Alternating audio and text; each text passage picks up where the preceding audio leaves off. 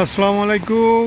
আমি এই মুহূর্তে গোচি রাউজান ২ নম্বর ওয়ার্ড মোহাম্মদ জামান সড়ক থেকে ভিডিও ধারণ করতেছি।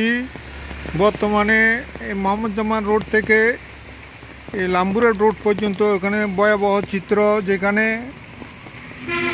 যেখানে রোডের পরিস্থিতি এত খারাপ বর্তমানে বলা যাচ্ছে না। তো এই ভারী যানবাহন, বালির গাড়ি, ট্রাক সর্বদা ২৪ ঘন্টা যাতায়াতের জন্য এমন পরিস্থিতি। আমি এই দৃশ্যটি ধারণ করতেছি সকাল ৭টার সময়, ৭টা বোধহয় হয় নাই। ওই সময় পরিস্থিতি, রোডের অবস্থা একটু দেখুন। আপনাদের দর্শকের জন্য আমি এই ভিডিওটা ধারণ করতেছি সকালবেলা থেকে। বর্তমানে এই পরিস্থিতি যে কীরূপ ভয়াবহ রূপ ধারণ করতেছে, জনসাধারণের দুর্ভোগ শেষ নাই। সুতরাং কর্তৃপক্ষের দৃষ্টি আকর্ষণের জন্য এই ভিডিওটা ধারণ করতেছি। এটা হচ্ছে মৌলানা ইউনূস সাহেবের মাজার, মোহাম্মদ জামান রোড থেকে কিছুক্ষণ আমি ভিডিও ধারণ করে চিত্রটা দেখাচ্ছি। ভয়াবহ ভয়াবহ রোডে যাতায়াতের কোনো সুযোগ সুবিধা নেই। গাড়ি ডেলি প্রতিদিন ২০০ থেকে ৪০০, 10 টনা 3 টনা ট্রাক বাড়ি বালু নিয়ে যানবাহন করতেছে। এই অবস্থাতে রোডের সামনে আগামী পরিস্থিতি কি হয় জানি না। যদি সরকারের অনুগত দয়া লাগে তাহলে এই জিনিসটা বিবেচনা করবেন। রাউজানের গোচি ২ নম্বর ওয়ার্ড মোহাম্মদ জামান সড়ক থেকে যে দুরবস্থা, রোডে ঘাটে চলাফেরার কোনো ইয়ে নাই। আমি বৃষ্টি অবস্থায় এই দৃশ্যটা ধারণ করতেছি। আপনারা অনুগ্রহ করে আপনাদের নজরে আসার জন্য এই জিনিসটা দেখাচ্ছি। বর্তমান পরিস্থিতি কী অবস্থায় দেশে মানুষ চলাফেরা করতেছে, একটু আসা যাওয়ার পরিস্থিতি, হাঁটার পরিস্থিতি কোনো অবস্থাতে দেখা যাচ্ছে না, এমন পরিস্থিতি রাস্তার। তো এই সবাই বাড়ি যানবাহন এই রোডের জন্য নিষিদ্ধ, তবুও কেউ কারো কথা শুনতেছে না। কারণ জনগণের জন্য তো সব কিছু, জনগণ যদি উপকার না পায় তাহলে এই জিনিসটা মেরামত করিও লাভ নাই। সুতরাং একটা লিমিট আছে প্রত্যেক রাস্তার গাড়ি চলাচলের, লিমিটের ওভারটেক হয়ে গেলে রাস্তার অবস্থা কী হয় একটু আপনারা বিবেচনা করুন কি করা যায়। দেখেন এখানে গত কী অবস্থা হয়েছে, এই পরিস্থিতি কী করে নিয়ন্ত্রণ করা যায় একটু দয়া করে দেখুন। ওই যে আমার পিছনে একটা ট্রাক আসতেছে, আপনারা দেখুন ওই জিনিসটা। আমি ভিডিও ধারণ করতেছি, দেখেন আমি ভিডিওটা ধারণ করতেছি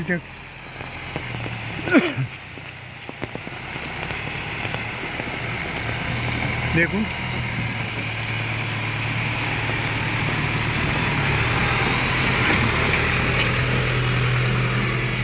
এই যে প্রতিনিয়ত সকাল রাত ২৪ ঘন্টা ৪০০ থেকে ৫০০ এরকম যাত্রীবাহী গাড়ি, এখনও ভোর ৬টা ৭টা হচ্ছে আর কি।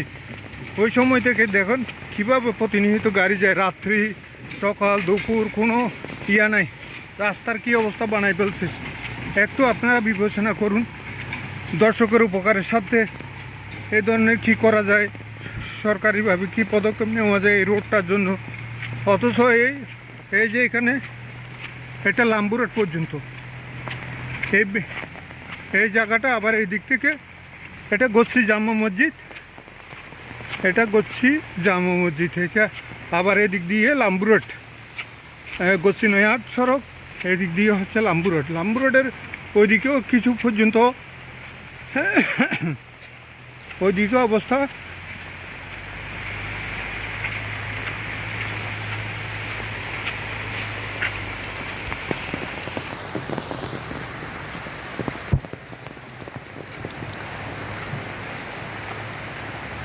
আমি কিছুক্ষণ ভিডিও ধারণ করতেছি যাতে আপনারা দেখতে পারেন, বুঝতে পারেন জিনিসটা কোন পর্যায়ে চলে গেছে। এখানে রাস্তার অবস্থা এত বেহাল দশা, আমি মনে হয় রাউজানে আর কোনো দিকে নেই এরকম বেহাল অবস্থা।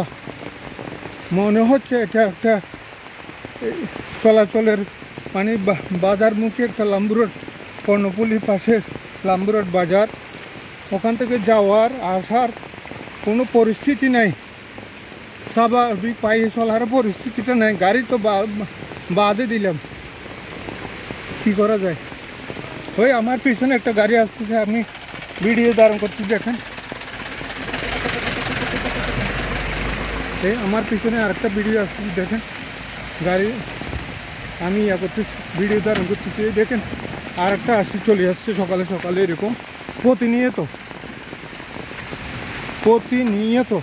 24 ঘন্টা এরকম গাড়ি চলাচল করতেছে, 3 টন 10 টন ট্রাক জিপ, কোনোটা বাদ নাই। এখানে রোডের অবস্থাটা একটু দেখুন, বিবেচনা করুন, একটু দেখুন, আপনার ভাবুন দেশের পরিস্থিতি কোন পর্যায়ে চলে গেছে। তো সরকারি একটু আশা করতেছি, কর্তৃপক্ষের দৃষ্টি আকর্ষণ করতেছি একটু সুনজর লাগার জন্য, সবাই যাতে একটু ভালো করে অন্তত পক্ষে চলাফেরাটা করতে পারে। এইটা হচ্ছে গোছ স্কুলের রোড, আবার এদিক দিয়ে অন্তত পক্ষে আরও কিছু রাস্তা, পুরো রাস্তাটা খারাপ না, এই মোহাম্মদুজ্জামান রোড থেকে প্রায় ধরেন মাইলের কিছু কম হবে, কতটুকু জায়গার পরিস্থিতি এত যে খারাপ বলা যাচ্ছে না। আর বাণিজ্যিক লোকেরা, বালু টানাটানি লোকেরা এরকম কোনো সময়ে চিন্তাও করে না, প্রতি গাড়ি অন্তত পক্ষে 2 সওয়াল বালু ফেলে দিই, ওইটা হলো কিছু সুরা, হয়তো ওইটাও করতেছে না এরা। এই অবস্থায় কীভাবে দেশের পরিস্থিতিটা হবে সমাধান আমি বুঝতেছি না। এই দেখেন রোডের অবস্থা কীরকম হয়েছে,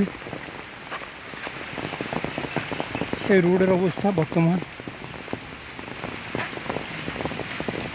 ওই আরেকটা আসতেছে, সরাসরি আপনাকে ভিডিও ধারণ করে আপনাদেরকে দেখাতে চেষ্টা করতেছি। আরেকটা আসতেছে এরকম বোধ থেকে ডেইলি 200-400-500 এরকম ট্রাক চলাচল করে।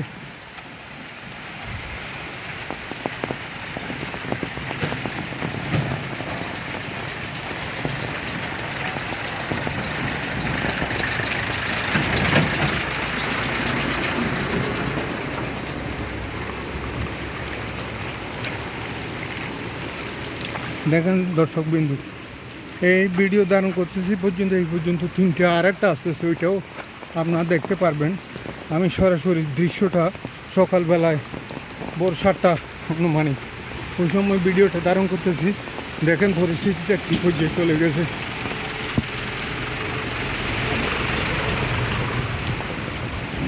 আমি নজরুল ইসলাম, গচ্ছি মোহাম্মদুজ্জামান থেকে অন্তত ওখানে বোসা মিয়ার দোকান বলে ওই পর্যন্ত এই রাস্তার দুর্ভোগ অবস্থাটা যাতে কর্তৃপক্ষের দৃষ্টি আকর্ষণ হয়। আমি তো অনেক সবাই থেকে নিছি, বিভিন্ন কেউ কারো সব কথা শুনতে চাইতেছে না, বস অনব্রত 10 টনা 3 টনা জিপ ট্রাক এগুলো দিয়ে বালু লেনদেন করে। তো কীভাবে রাস্তাটা সংস্কার হবে, কারো এটা নাই। অন্তত পক্ষে আমি বলতেছি এখানে একটা টোল বসাই দিলে, একটা প্রতিটা গাড়ি ট্যাক্সও দিলে জিনিসটা সমাধান হয়ে যায়, কিন্তু তাও না। ওই আরেকটা দেখেন এখন বড় আর একটা আসছে, দেখেন এই দৃশ্যটা কী করে সমাধান করা যায়।